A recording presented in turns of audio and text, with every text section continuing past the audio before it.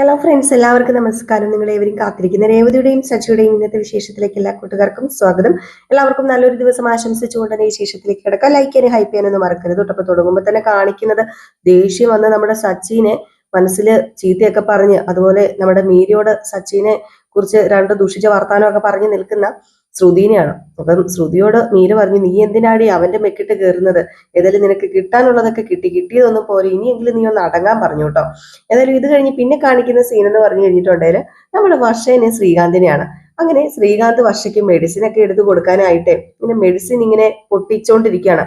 അപ്പോഴത്തേക്കും നമ്മുടെ വർഷം ഇങ്ങനെ ചിന്തിക്കുക, ഈ മെഡിസിൻ കഴിക്കാതെ ഇരുന്നിട്ടുണ്ടെങ്കിൽ ചിലപ്പം എന്തെങ്കിലും പ്രശ്നം വന്ന് ഈ കുഞ്ഞ് ഒഴിവായി പോകുമോ, ഒന്ന് സെർച്ച് ചെയ്ത് നോക്കാന്ന്. അപ്പോഴത്തേക്കും തന്നെ നമ്മുടെ ശ്രീകാന്ത് വന്നിട്ട് വർഷേ, നീ ഫോൺ അവിടെ വെച്ചിട്ട് ഈ മെഡിസിൻ ഒന്ന് കഴിക്കുക. അത് പിന്നെ എനിക്ക് വേണ്ട ശ്രീകാന്ത് ദേ, ഇത് കഴിച്ചേ പറ്റൂട്ടോ. നീ ഡോക്ടർ പറഞ്ഞതൊക്കെ മറന്നുപോയോ? മെഡിസിനും ഭക്ഷണവും ഒക്കെ കൃത്യസമയത്ത് കഴിക്കണം എന്നല്ലേ ഡോക്ടർ പറഞ്ഞത്? ഡോക്ടർ അങ്ങനെ പലതും പറയും. ദേ വർഷേ, കളിക്കാതെ ഇത് മര്യാദയ്ക്ക് കഴിക്കാൻ നോക്ക്. ഞാൻ കഴിക്കില്ലെന്ന് പറഞ്ഞില്ലേ, ഞാൻ കഴിക്കില്ലെന്ന് പറഞ്ഞാൽ കഴിക്കില്ല. ഉറപ്പാണോ നീ കഴിക്കില്ല? ഇപ്പൊ ഞാൻ രേവതി അടുത്തിനെ വിളിക്കാം. രേവതി അടുത്തിയേ ഇങ്ങ് വന്നേ എന്നും പറഞ്ഞ് രേവതിനെ വിളിക്കുകയാണ് കേട്ടോ. അപ്പം നമ്മുടെ രേവതി വന്നിട്ട് എന്താ ശ്രീകാന്ത് ചോദിച്ചു. അപ്പൊ പറഞ്ഞു, രേവതി അടുത്ത് ഇവള് മെഡിസിൻ കഴിക്കുന്നില്ലെന്നേ. എന്താ പക്ഷേ, എന്താ പ്രശ്നം? നീ എന്താ ഗുളിക കഴിക്കാത്തത്? അത് പിന്നെ എനിക്ക് വേണ്ട ചേച്ചി, എനിക്ക് ഗുളിക കഴിക്കാൻ തോന്നുന്നില്ല, അതുകൊണ്ടാ. നല്ല കുട്ടിയല്ലേ, കഴിച്ചേ. ദേഷ്യം പിടിപ്പിക്കരുത് കേട്ടോ. ഇത് ചേച്ചി പറയുന്ന നീ കേൾക്കുന്നതല്ലേ, പിന്നെ നിനക്ക് എന്താ കഴിച്ചാല്? കേട്ടില്ലെങ്കിൽ നിനക്ക് എന്നോട് സ്നേഹമില്ലെന്നർത്ഥം. ഞാൻ അങ്ങ് ഒഴിഞ്ഞു മാറി പൊക്കോളാം. ഇങ്ങത്താ, ഞാൻ കഴിക്കാം എന്നും പറഞ്ഞ് നമ്മുടെ രേവതിയുടെ അടവില് വർഷ അങ്ങ് വീണിട്ട് ആ ഗുളിക മേടിച്ച് നമ്മുടെ വർഷ കഴിക്കുകയാണേ. അപ്പൊ ശ്രീകാന്ത് അവിടെ നിപ്പുണ്ട്. ശ്രീകാന്തോട് രേവതി പറഞ്ഞു, കണ്ടോ, ഞാൻ കൊടുത്തപ്പം അവള് മെഡിസിൻ കഴിച്ചല്ലോ, അതാണ് ഇവക്ക് എന്നോടുള്ള സ്നേഹം. അപ്പം നമ്മുടെ വർഷം ഇങ്ങനെ ചിരിച്ചപ്പം രേവതി ചോദിച്ചു, അപ്പം നിനക്ക് എന്നോട് സ്നേഹമൊക്കെ ഉണ്ടല്ലേ?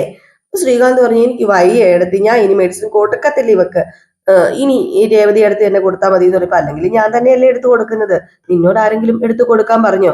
അല്ല, ഇത് രേവതി ചേച്ചിക്ക് ഇപ്പം ജോലി കൂടൂലോ, രണ്ടുപേരെയും നോക്കേണ്ടി വരില്ലേ, ശ്രുതി അടുത്തേയും വരുമല്ലേ. അപ്പം നീ ഒന്നും അറിഞ്ഞില്ലേ? ശ്രുതി പ്രഗ്നന്റ് ഒന്നും അല്ല. ശ്രുതി അടുത്ത് പ്രഗ്നന്റ് അല്ലെന്നോ? ശ്രുതി അടുത്ത് ഇവിടെ കയറാൻ പറ്റാൻ വേണ്ടിയേ ചെറിയൊരു കള്ളം പറഞ്ഞതാ. അമ്മയ്ക്കും സച്ചേട്ടനും അവള് പ്രഗ്നന്റ് ആണോന്ന് നല്ല സംശയമൊക്കെ ഉണ്ടായിരുന്നു. അവളെ ടെസ്റ്റ് ചെയ്യിക്കാൻ വേണ്ടിയിട്ട് അവര് തന്ത്രപൂർവ്വം ഹോസ്പിറ്റലിൽ എത്തിച്ചു. അവിടെ ചെന്ന് കഴിഞ്ഞപ്പോ കള്ളം പൊളിഞ്ഞു. അവളവിടെ നിന്ന് മുങ്ങാൻ നോക്കി. പിന്നെ എങ്ങനെ കള്ളം പൊളിയാതിരിക്കും? ഇവര് വിട്ടില്ല കേട്ടോ മുങ്ങാൻ നോക്കിയപ്പം. അവക്ക് സത്യം പറയേണ്ടി വന്ന് ലാസ്റ്റ്. ഇതേതാണ്ട് വൃത്തികെട്ട പരിപാടിയായി പോയല്ലോ, ഇതെന്താ ശ്രുതി അടുത്ത് ഇങ്ങനെ? അപ്പൊ നമ്മുടെ വർഷ പറഞ്ഞു, ഇങ്ങോട്ട് തിരിച്ചു വരാനുള്ള ആ ഒരു വഴി അവരായിട്ട് തന്നെ വീണ്ടും അടച്ചു അല്ലേ രേവതി അടുത്തി? അതെ, ഇനി ഈ ജന്മം ഇങ്ങോട്ടേക്ക് അമ്മ അവളെ കേറ്റുന്ന് എനിക്ക് തോന്നുന്നില്ല. ഏതായാലും നീ ഒരു കാര്യം ചെയ്യേ, എനിക്ക് കുറച്ച് പണിയൊക്കെ ഉണ്ട്, നീ റെസ്റ്റ് എടുക്ക. എന്ത് റെസ്റ്റ്? അല്ല, ഇവളല്ലെങ്കിൽ കിളച്ച് പറിക്കൊന്നും അല്ലല്ലോ, ഫുൾ ടൈം റെസ്റ്റ് അല്ലേ എന്ന് പറഞ്ഞപ്പോ, മിണ്ടായിരിക്കണം അവിടെ എന്ന് പറഞ്ഞിട്ട് രേവതി അങ്ങ് പോയി കേട്ടോ. അപ്പൊ വർഷം ഇങ്ങനെ തുറിച്ചു നോക്കുകയാണ് കേട്ടോ നമ്മുടെ ശ്രീകാന്തിനെ. അപ്പോഴത്തേക്കും നമ്മുടെ ശ്രീകാന്ത് ചോദിച്ചു, നീ എന്താടി തുറിച്ചു നോക്കുന്നത്? എനിക്ക് 2 കുഞ്ഞുങ്ങൾ വേണമെന്ന് ആഗ്രഹം. ഇതാദ്യം കഴിയട്ടെ, ഇത് കഴിഞ്ഞിട്ട് നെക്സ്റ്റ്.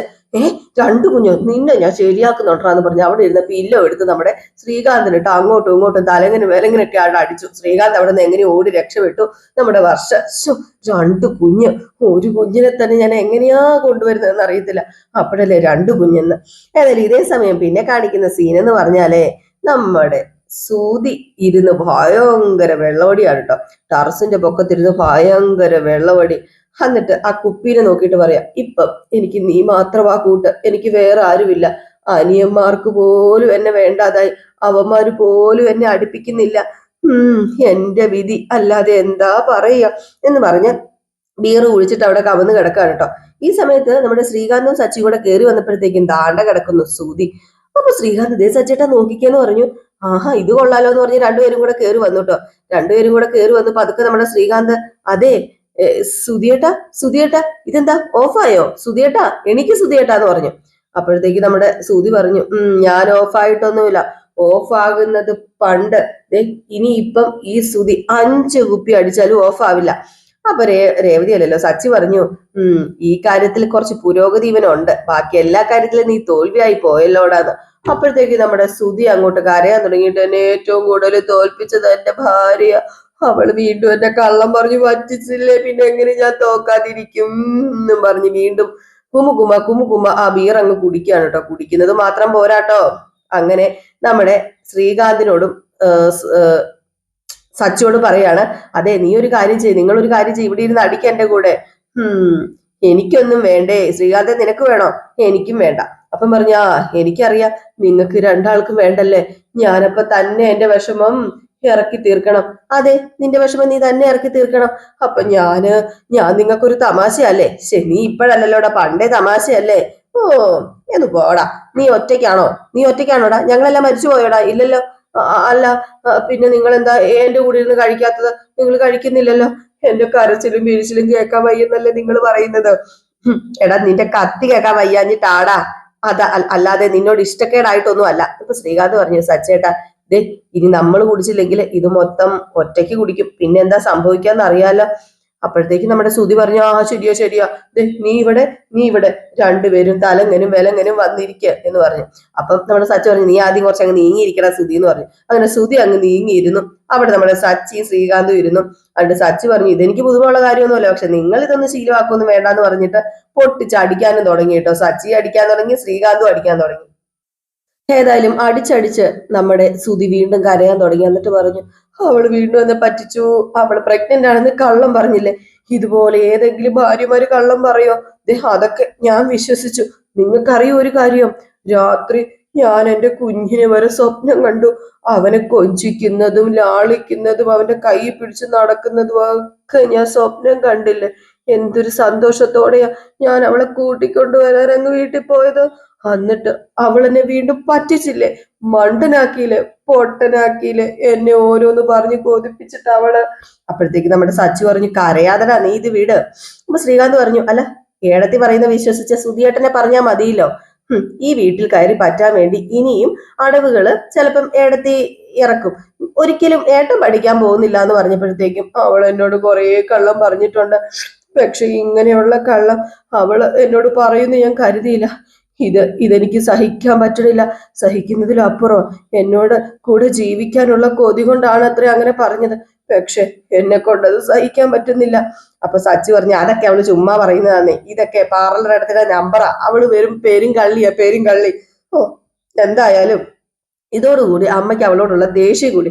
ഇനി ജന്മത്ത് അവളെ വീട്ടിൽ കയറ്റുന്നു തോന്നുന്നില്ല എന്ന് പറഞ്ഞപ്പോഴത്തേക്ക് സുധിയാ, എനിക്കറിയാം ഇനി വീട്ടിൽ കയറ്റില്ല അവളെ. ശ്രീകാന്ത് ചോദിച്ചു, അല്ലെ സുധിയേട്ടന്റെ തീരുമാനം എന്താ? ഇനി എത്ര നാള് ഇങ്ങനെ മുന്നോട്ടേക്ക് പോകും? അത് പിന്നെ അവളോട് എനിക്ക് പൊറുക്കാൻ പറ്റുന്നില്ല ശ്രീകാന്ത്. ദേഷ്യത്തെക്കാൾ കൂടുതൽ എനിക്ക് അവളോട് വേദനയാ. ആ വേദന പെട്ടെന്നൊന്നും മാറത്തില്ല. അതിന്റെ ചങ്കിൽ ഇങ്ങനെ കിടക്കുകയാണ്. ഞാൻ പറഞ്ഞില്ലേ, ഞാൻ എന്റെ കുഞ്ഞിനെ വരെ സ്വപ്നം കണ്ടടാ. ഞാൻ എന്റെ കുഞ്ഞിനെ ലാളിക്കുന്നതൊക്കെ അതിന് കാരണം ആരാ? അവൾ ഒറ്റ ഒരുത്തിയല്ലേ. എന്നിട്ട് ഒറ്റ നിമിഷം കൊണ്ട് എന്റെ സ്വപ്നങ്ങളെല്ലാം അവള് തകർത്ത് തരിപ്പണമാക്കി ചാമ്പലാക്കി കളഞ്ഞില്ലേടാ. ഞാനിതെങ്ങനെ സഹിക്കൂടാ എന്നൊക്കെ പറഞ്ഞോണ്ട് ഭയങ്കര കാർച്ച. അപ്പൊ നമ്മുടെ ശ്രീകാന്ത് ചോദിച്ച, അല്ല അപ്പം നിങ്ങൾ രണ്ടുപേരും ഡിവോഴ്സ് ചെയ്യാൻ തീരുമാനിച്ചോ? ശ്രുതിയടത്തിനെ ഉപേക്ഷിക്കാൻ തീരുമാനിച്ചോ എന്ന് ചോദിച്ചപ്പോഴത്തേക്കും സച്ചി പറഞ്ഞു, ഇതേ 1.5 കുപ്പി ബീർ കയറിയേനെ ഇവൻ കിടന്ന് പറയുന്നത്. 1/2 കുപ്പി കയറിയിട്ടുണ്ടല്ലേ. ഇപ്പൊ ഇവൻ പറയും ശ്രുതി എന്റെ ജീവന, അവളെ എനിക്ക് മറക്കാൻ പറ്റത്തില്ലെന്ന് പറഞ്ഞ് വീണ്ടും തുടങ്ങും. ഇത് കള്ളിന്റെ പുറത്തല്ല, ഇതൊന്നും വിശ്വസിക്കേണ്ട ശ്രീകാന്തേന്ന്. ഏതായാലും ഈ സമയത്ത് ശ്രീകാന്തും നമ്മുടെ സച്ചിയും കൂടി ഇരുന്ന് നല്ല വെള്ളവടിയാണ് കേട്ടോ. രേവതി ഇത് കണ്ടോണ്ട് പതുക്കെ വന്നു കേട്ടോ. ഇത് അങ്ങനെ വിട്ടാൽ ശരിയാവില്ലല്ലോ എന്ന് പറഞ്ഞിട്ട് എന്ന് പറഞ്ഞൊരു ചുമയൊക്കെ ചുമച്ചു.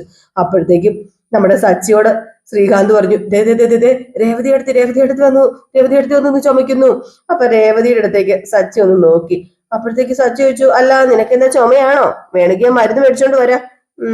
വേണ്ടി വരും, എനിക്ക് മരുന്ന് മേടിച്ചോണ്ട് വരേണ്ടി വരും. അപ്പൊ ഇത് കൂടെ ഉണ്ടല്ലോ ഇപ്പം. നീ ഇവിടെ ഉണ്ടായിരുന്നല്ലേ? എടാ പെരും കള്ള, നിന്റെ ഭാര്യ പ്രഗ്നന്റ് അല്ലേടാ? നിനക്ക് നാണമില്ലേടാ ഇവിടെ വന്നിന്ന് വെള്ളം അടിക്കാന്? ഇവനെ പാർട്ടി നടത്തിയിട്ടില്ല, ഇപ്പോഴാ അവന്റെ പാർട്ടി ഇവൻ നടത്തുന്നത്. അതല്ലേ ഞങ്ങൾക്ക് ഈ പാർട്ടി തന്നതെന്ന്. അപ്പോഴത്തേക്ക് പറഞ്ഞു, നീ ഇവന് മാത്രം പാർട്ടി കൊടുത്താൽ മതിയോ?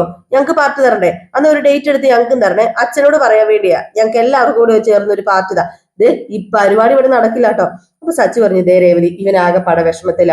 ആ വിഷമം മാറ്റാൻ വേണ്ടി ഞങ്ങൾ കമ്പനിക്ക് ഒന്ന് ഇരുന്നല്ലേ. ഓഹോ, അതിന് ഇത് അകത്താക്കിയിട്ടുണ്ട്, വിഷമം മുഴുവൻ മാറുമോ? എടാ എണീക്കടാ, എണീക്കടാ നാറി, ഇരുന്ന് അടിക്കുന്ന കണ്ടില്ലേ, നിന്റെ ഭാര്യ പ്രഗ്നന്റ് അല്ലേ, മര്യാദക്ക് എണീക്കാൻ. അപ്പോഴത്തേക്ക് നമ്മുടെ സുധി ചോദിച്ചു, ഇവിടെ നിന്ന് എണീക്കാൻ പറയാൻ നീ ആരാ? താങ്കൾ ആരാ? ആ, ഞാൻ ആരാന്നേ അച്ഛൻ പറഞ്ഞു തരും കേട്ടോ, എല്ലാവരോടും പറഞ്ഞു തരുവേ. ദേ അച്ഛാ, അച്ഛനിങ്ങ് വന്നേ, ദേ ഇവരിവിടെ എന്ന് പറഞ്ഞ് അച്ഛനെ വിളിച്ചു കഴിഞ്ഞപ്പോഴത്തേക്ക് 3 പേരെയും കാണുന്നില്ല. 3 പേരും അപ്പ രേവതി നോക്കി കഴിഞ്ഞപ്പോഴത്തേക്ക് അപ്രത്യക്ഷമായിട്ടോ. ഇതെവിടെ പോയി? ആഹാ, സച്ചേട്ടനാണ് രണ്ടുപേരെ പിടിച്ചിരുത്തുന്നത്. ഇങ്ങനെ പോയ മുഴുകുടിയനാകും, ഇതിനൊരു പണി കൊടുത്തില്ലെങ്കിൽ ശരിയാവത്തില്ല എന്ന്. ഏതായാലും ഇതൊക്കെ കഴിഞ്ഞിട്ട് പിന്നെ കാണിക്കുന്ന സീൻ എന്ന് പറയുന്നത് നമ്മുടെ ആന്റണിനെയാണ് കേട്ടോ. അപ്പൊ ആന്റണിനെ കുറെ ദിവസമായില്ലേ കണ്ടിട്ട്. അപ്പൊ ആന്റണി ആയിട്ടുള്ളൊരു സീനാണ് അടുത്തത്. അങ്ങനെ ആന്റണി ആരോടോ ഫോണിലൊക്കെ ഇങ്ങനെ സംസാരിച്ചുകൊണ്ടിരിക്കുകയാണ് കേട്ടോ. ആരെയോ ഭീഷണിപ്പെടുത്തുകയാണ്. ഏതായാലും എന്താ പറയാ, എന്തോ പലിശയ്ക്ക് പൈസ കൊടുത്തു, അത് കഴിഞ്ഞിട്ട് അവര് തന്നില്ല, ആ വീട് മുടിപ്പിക്കും, ആ വീട്ടിലുള്ള സാധനങ്ങളെല്ലാം വാരിയെടുത്തോണ്ട് പോകും എന്നൊക്കെയാണ് പറയുന്നത്. കൂടെ 2 ഗുണ്ടകളും ഉണ്ട്. അപ്പോഴാണ് നമ്മളെ രേവതി സ്കൂട്ടിയും കൊണ്ട് വന്ന് ഇങ്ങനെ നിൽക്കുന്നത്. ആ ഗുണ്ടകൾ നമ്മുടെ രേവതിനെ കണ്ടു. അപ്പോഴത്തേക്കും ആ ഗുണ്ടകൾ എന്ത് ചെയ്തു, നേരെ ആന്റണിയോട്, ദേ ദേ ദേ ദേ ആന്റണി ബോസ്, നോക്ക് നോക്ക്, ദേ അതല്ലേ അവള്, ആ രേവതി സച്ചിയുടെ ഭാര്യ. ആ ശരിയാണല്ലോ, ഇത് അവളാണല്ലോ. കുറെ നാളായല്ലോ ഇവളെ കണ്ടിട്ട്. ഇവളെ കാണുമ്പോഴേ പഴയതൊക്കെ മനസ്സിലേക്ക് കയറിയേ ഓടിയെത്ത. അവളുടെ കെട്ടിയവന്റെ ഒന്നും മാത്രം എനിക്കിപ്പോ അടി കിട്ടിയിട്ടുള്ളത്. എന്നെങ്കിലും അതിനുള്ള തിരിച്ചടി ഞാൻ കൊടുക്കും.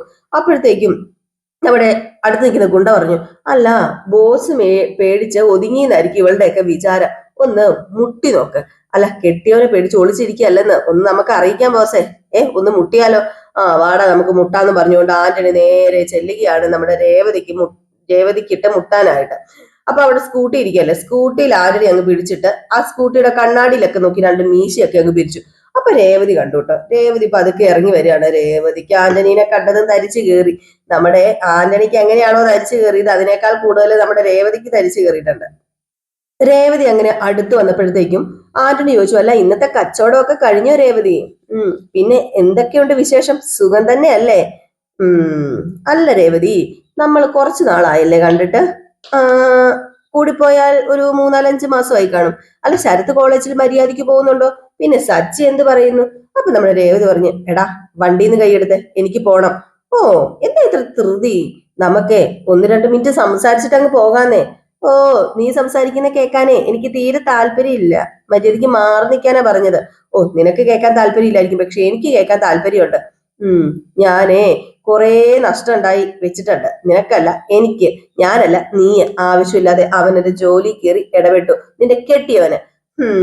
ആ നഷ്ടമൊക്കെ എങ്ങനെ ഞാൻ നികത്തും? ആ ഒരു ആലോചനയിലാണ് ഞാനിപ്പം. അപ്പൊ രേവതി പറഞ്ഞു, ദേ കൂടുതൽ നഷ്ടം സംഭവിക്കണ്ട എങ്കിൽ മുമ്പിന്ന് അങ്ങ് മാറിക്കോ, എന്റെ വണ്ടിന്ന് കൈയെടുക്കാൻ നോക്ക്. ഓ വണ്ടിന്ന് കൈയെടുക്കാനോ? നീ ആരെ അടി പേടിപ്പിക്കുന്നത്? കൈയെടുത്തില്ലെങ്കിൽ നീ എന്ത് ചെയ്യും? കൈയെടുത്തില്ലെങ്കിലേ എന്ത് ചെയ്യുന്ന കണ്ടോ? എന്നാ പിന്നെ അതൊന്ന് കാണണമല്ലോ. നീ ഭീഷണിയാണോടി? നീ ഭീഷണിപ്പെടുത്തുകയാണോ? ഭർത്താവ് എപ്പോഴും കൂടെ ഉണ്ടല്ലോ എന്നുള്ള ബലത്തിലായിരിക്കും നിന്റെ ഈ ധൈര്യം. അതെ, ഞാൻ ധൈര്യമായിട്ട് നിൽക്കുന്നത് മറ്റാരുടെയും ബലത്തിലല്ല, എന്റെ ആത്മവിശ്വാസത്തിന്റെ ബലത്തിലാ. പേടിച്ച് തല കുനിച്ച് നിൽക്കുന്ന പെണ്ണല്ല ഞാന്, അത് നിനക്ക് നന്നായിട്ട് അറിയാലോ. നീ കരുതി കൂട്ടി പ്രശ്നം ഉണ്ടാക്കാൻ വന്നതാണെന്ന് എനിക്ക് മനസ്സിലായി. എത്ര കിട്ടിയാലും നീ പഠിക്കില്ലല്ലേ? കൈ എടുക്കാനല്ലേടാ പറഞ്ഞത്?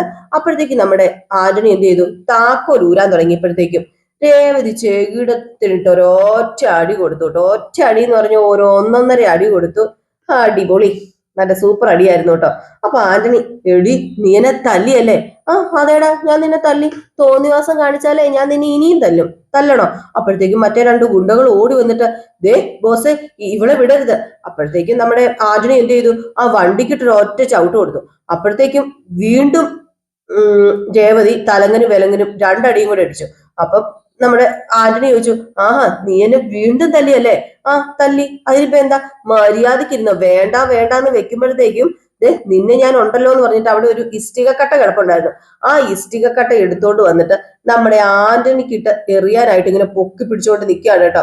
എന്നിട്ട് ആന്റണി പറഞ്ഞു, ഞാൻ ഇപ്പൊ ഇത് വെച്ച് നിനക്കിട്ട് എറിഞ്ഞാ ഉണ്ടല്ലോ നീ ചത്തു പോടാന്ന് പറഞ്ഞിട്ട് ഈ ഇഷ്ടികക്കട്ട എടുത്തോണ്ട് ചെന്നപ്പോഴത്തേക്കും ആന്റണി ഒന്ന് പേടിച്ചു പോയിട്ടോ. പോടാ, അല്ലെങ്കിൽ ഞാൻ തലമണ്ട അടിച്ചു പൊളിക്കുന്നു പറഞ്ഞു. ബോസിനെ സത്യം പറഞ്ഞാല് ഗുണ്ടകൾ 2 പേരും കൂടെ 2 വശത്തൊന്നും വലിച്ചോണ്ട് പോയ വഴി ഏതാന്ന് അറിയത്തില്ല, അതുപോലെ അങ്ങ് പോയി.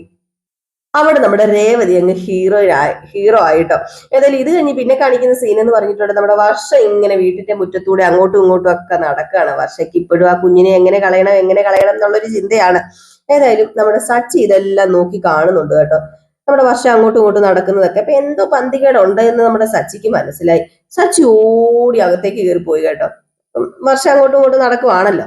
അപ്പൊ വീണ്ടും വർഷം അങ്ങോട്ടും ഇങ്ങോട്ടും നടക്കുന്നുണ്ട്. അങ്ങനെ നമ്മുടെ വർഷയ്ക്ക് ഒരു സമാധാനം കിട്ടുന്നില്ല. വർഷ ഇനി എന്ത് ചെയ്യും, ഇനി ഇതിന് എന്താ ഒരു വഴിയെന്ന്. അപ്പൊ വീണ്ടും അകത്ത് കയറി നമ്മുടെ സച്ചി ഒളിഞ്ഞു നോക്കുകയാണ് കേട്ടോ. പുറത്ത് നിന്ന സച്ചി അകത്ത് കയറിയിട്ട് ഒളിഞ്ഞു നോക്കും. അപ്പോഴത്തേക്ക് നമ്മുടെ രേവതി എത്തി. അപ്പൊ രേവതി ഇങ്ങനെ സ്കൂട്ടിയും കൊണ്ട് വന്നു. അപ്പൊ നമ്മുടെ രേവതിയുടെ അടുത്തേക്ക് ഓടി സച്ചി ചെയ്തിട്ട് നിർത്ത് രേവതി, ദേ നീ വർഷനെ നോക്കിക്കേ രേവതി, അവള് കുറെ നേരമായി ഇങ്ങനെ തേരാപ്പാരാ നടക്കുന്നു. അവൾക്ക് എന്തോ ഒരു വിഷമമുള്ളത് പോലെ എനിക്ക് തോന്നുന്നു. കുറെ സമയത്ത് അവൾ അങ്ങോട്ടും ഇങ്ങോട്ടും നടക്കുക. അവളുടെ വയറ്റിലൊരു കുഞ്ഞു വളരുകയല്ലേ, അതാണ് അവളുടെ വിഷമം. അതാ ഏറ്റവും വലിയ വിഷമെന്ന്. ഓ, ആ വിഷമം ശരിയല്ലല്ലോ, ഇതിങ്ങനെ വിട്ടാൽ ശരിയാവില്ലല്ലോ. ഈ സമയത്ത് ഇവള് സന്തോഷത്തോടു കൂടി ഇരിക്കേണ്ടതല്ലേ രേവതി. അതിനെ പറയാൻ നല്ലത് നമുക്ക് എന്ത് ചെയ്യാൻ പറ്റും? ദേ, നമുക്ക് അവളുടെ ചിന്തകളെ വഴി തിരിച്ചങ്ങോട്ട് വിടാം. അതിന് ആ വിദ്യ എനിക്കറിയത്തില്ല. അതെനിക്കറിയാം. ഞാൻ 2 കോമഡി പറയാം. അപ്പം അവള് വിഷമമൊക്കെ മറന്ന് കുടുകുടാന്ന് ചിരിക്കും.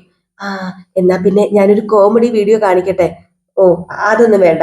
തമാശക്കാരനായ അവളുടെ സച്ചേട്ടൻ ഇവിടെ ഉള്ളപ്പം എന്തിനാടി ഈ കോമഡി വീഡിയോ? നിങ്ങളോ തമാശക്കാരനോ? എന്നിട്ട് ഞാൻ അറിഞ്ഞില്ലോ, നിങ്ങളുടെ തമാശ ഒന്നും ഞാൻ കേട്ടിട്ടില്ലല്ലോ. എന്റെ തമാശ കേട്ടിട്ട് വർഷം കുടുകൂടാന്ന് ചിരിക്കും. അപ്പൊ നീ അറിഞ്ഞാ മതി. ഞാൻ ദേ ഇപ്പൊ പതുക്കെ ചിരിച്ചോണ്ട് അവളുടെ മുന്നിലേക്ക് ചെല്ലും. അപ്പൊ നീ ഒന്നും അറിയാത്തതുപോലെ വന്നിട്ട് ചോദിക്കണേ, എന്തിനാ സച്ചേട്ടാ ചിരിക്കുന്നത് എന്ന്. ബാക്കി ഞാൻ ഏറ്റുപിടിച്ചോളാം. ഞാൻ ഏറ്റു. ചെല്ല് എന്നാ ചെല്ല്. നടക്കട്ടെ എന്ന് പറഞ്ഞു. അങ്ങനെ നമ്മുടെ സച്ചി പതിയെ വർഷയുടെ അടുത്തേക്ക് ചെന്നു കേട്ടോ. വർഷയുടെ അടുത്ത് ചെന്നിട്ട് എന്നിങ്ങനെ ചിരിക്കുക. അപ്പോഴത്തേക്ക് നമ്മുടെ വർഷ പേടിച്ചു പോയി. വർഷ ചോദിച്ചു, ഇത് എന്നാ സച്ചേട്ടാ ഇത്? എന്റെ നല്ല ജീവൻ അങ്ങ് പോയി, എന്നെ പേടിപ്പിച്ച് കളഞ്ഞല്ലോ എന്ന്. അപ്പോഴത്തേക്കും രേവതി വന്നിട്ട് ചോദിച്ചു, അല്ല സച്ചേട്ടാ, എന്താ സച്ചേട്ടാ ഇങ്ങനെ ചിരിക്കുന്നത്? എന്റെ പൊന്നി രേവതി, ഒന്നും പറയണ്ട, ഞാനൊരു തമാശ ഓർത്ത് ചിരിച്ചതാ. അതങ്ങ് മനസ്സിൽ നിന്ന് പോകുന്നതേ ഇല്ല. എന്നാ പിന്നെ ഞങ്ങളോടും കൂടി പറ, ഞങ്ങളും കൂടെ ചിരിക്കട്ടെ അല്ലേ വർഷേ എന്നിങ്ങനെ വർഷയോട് ചോദിച്ചു. അപ്പൊ വർഷ പറഞ്ഞു, പറ എന്നിങ്ങനെ പറഞ്ഞു, വേണ്ടാത്ത പോലെ. അപ്പോഴത്തേക്ക് നമ്മുടെ സച്ചി പറഞ്ഞു, എനിക്കൊരു സുഹൃത്തുണ്ട്. അവളെന്നല്ല, സോറി, അവനെ പറ്റിക്കാത്ത ആൾക്കാരെ വേറെ ആരുമില്ല. മനുഷ്യരെ മാത്രമല്ല, മറ്റു ജീവജാലങ്ങളെയും അവൻ പറ്റിക്കും. ഉറുമ്പുകളെ വരെ അവൻ പറ്റിച്ചിട്ടുണ്ട്. അറിയോ വർഷേ?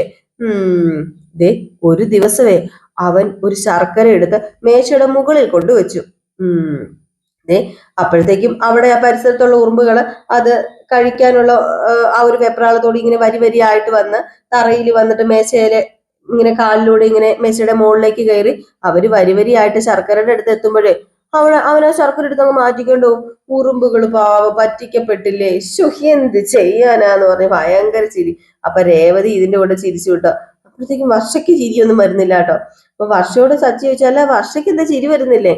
അതെനിക്ക് ചിരി വരുന്നില്ല. അതെന്താ ചിരി വരാത്തത്? ഞാൻ നല്ല കോമഡി അല്ലേ പറഞ്ഞത്, ഞാൻ ചിരിച്ചല്ലോ, പിന്നെ നിനക്ക് തിരിച്ചാൽ എന്താ കുഴപ്പം? അപ്പോഴത്തേക്ക് നമ്മുടെ രേവതി, സച്ചേട്ട എന്താ സച്ചേട്ട ഇത്? അല്ല, ഇവക്ക് ചിരിക്കുന്നതുകൊണ്ട് എന്താ പ്രശ്നം? മൂടൗട്ടായിട്ട് ഇരിക്കല്, മനസ്സ് വിഷമിക്കുന്ന കാര്യങ്ങൾ ചിന്തിച്ച് കൂട്ടരുത് എന്നൊക്കെ ഞാനും അച്ഛമ്മയൊക്കെ പറഞ്ഞു കൊടുത്തല്ലേ. എന്നിട്ട് നിന്നെ സന്തോഷിക്കാൻ വേണ്ടി ഞാൻ പാടുപെട്ടൊരു തമാശ പറഞ്ഞു, നീ ചിരിക്കുന്നില്ല, നീ മസിൽ പിടിച്ചിരിക്കാന്ന് പറഞ്ഞു കഴിഞ്ഞിട്ടുണ്ടല്ലോ, അത് ശരിയാണോ? എന്റെ പൊന്ന് സച്ചേട്ട, എന്താ ഇത്? അവളെ എന്തിനും ഇങ്ങനെ വഴക്ക് പറയുന്നത്? സച്ചേട്ടന് ഇവളെ വിഷം മാറ്റാനാണോ വന്നത്, അതോ ഇനി ഇവളെ കൂടുതൽ വിഷമിപ്പിക്കാനാണോ വന്നത്? പെട്ടെന്ന് താൻ സ്വഭാവം പുറത്തു വന്നല്ലേ. അയ്യോ, അത് പിന്നെ സോറി വർഷേ, ഞാൻ ഈ ഒരു തമാശ പറഞ്ഞിട്ട് ചിരിച്ചില്ലല്ലോ, അതുകൊണ്ടാ. അല്ല, ഞാൻ വേറൊരു തമാശ പറയാം. അത് കേട്ടാ നീ താല കുത്തി നിന്ന് ചിരിക്കും.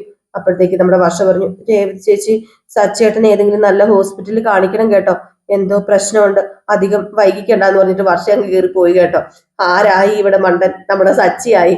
ഏതായാലും ഇത് കേട്ടിട്ട് നമ്മുടെ രേവതിക്കാ ചിരി വന്നത്. ഈ സമയം നമ്മുടെ സച്ചി പറയാ, അവളെ സന്തോഷിപ്പിക്കാൻ നോക്കി ഞാൻ ആരായി? അപ്പോഴത്തേക്ക് രേവതി പറഞ്ഞു, വേറെ ആരും ആയില്ല, കിഴങ്ങനായി. അതെ, വേണ്ട, നിർത്ത, ഞാൻ ഇനി ഒരു തമാശ പറയട്ടെ സച്ചേട്ടാ? പറഞ്ഞ ഏതായാലും ഞാൻ ഈ പറഞ്ഞ തമാശയുടെ നിലവാരം വേണം. ഇത് ഭയങ്കര വലിയ തമാശ പറയാൻ പോകുന്നത്. ഞാൻ പൂ വിൽക്കാൻ പോയപ്പോഴത്തേക്കും ആന്റണി എന്റെ കുറുകെ വന്നു. സച്ചേട്ടനെ കുറിച്ചും എന്നെ കുറിച്ചും ശരത്തിനെ കുറിച്ചൊക്കെ എന്തൊക്കെയോ പറഞ്ഞു. ഒടുക്കം സഹിക്കെട്ട് ഞാൻ അവന്റെ കാരണക്കുറ്റിക്ക് 2 അങ്ങ് പൊട്ടിച്ചു, തലങ്ങനും വിലങ്ങനും. എങ്ങനെയുണ്ട് ഈ തമാശ? കൊള്ളാമോ? സൂപ്പർ തമാശയല്ലേ? അതാ ഞാൻ പറഞ്ഞത് എന്ന് പറഞ്ഞിട്ട് രേവതി അങ്ങ് കയറി പോയിട്ടോ. സച്ചി ഇങ്ങനെ മിളുങ്ങസ്യാന്ന് പറഞ്ഞ് നിൽക്കുക. ഇവളെന്താ എന്തായാലും ഈ ഒരു സീൻ കാണിച്ചിട്ടോ ഇന്നത്തെ വിശേഷം അവസാനിക്കും. എല്ലാവരും കാത്തിരിക്കട്ടെ. നെക്സ്റ്റ് വീഡിയോ ആയിട്ടാണ്. ലൈക്ക് ചെയ്യാനും ഹൈപ്പ് ചെയ്യാനും മറക്കല്ലേ.